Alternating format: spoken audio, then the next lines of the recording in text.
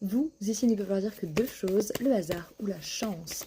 Nous allons tirer trois cartes idéalement, pour vous délivrer un message. N'oubliez pas que vous êtes la personne qui donne naissance à absolument tout ce que vous consommez sur Internet et ce message n'en fait pas exception.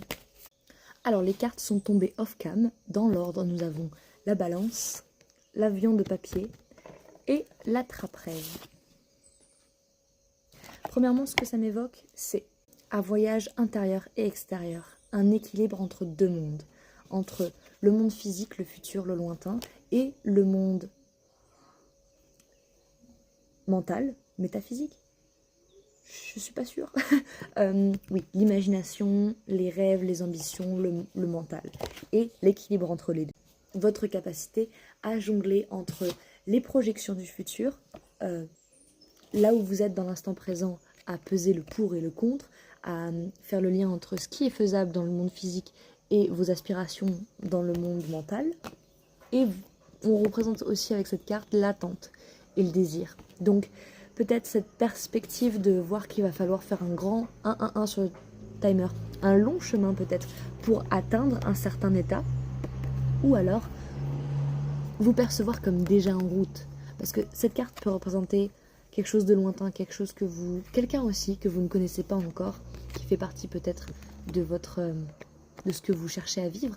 Mais j'aime bien aussi voir cette carte comme un voyage qui est déjà en mouvement. Et avec la balance, on voit que cet équilibre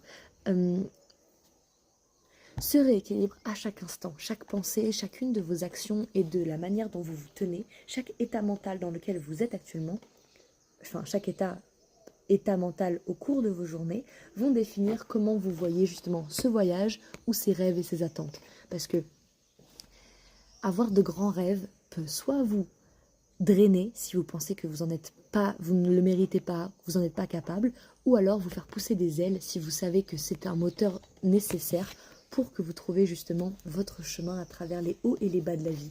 Donc avant tout, c'est votre manière de percevoir ce tirage qui va définir quel est le message pour vous.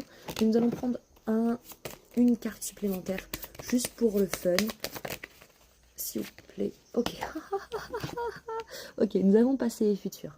Donc ça me fait beaucoup penser justement encore une fois à ces deux cartes. Pour moi, ça représente le futur, l'action, le progrès, le chemin.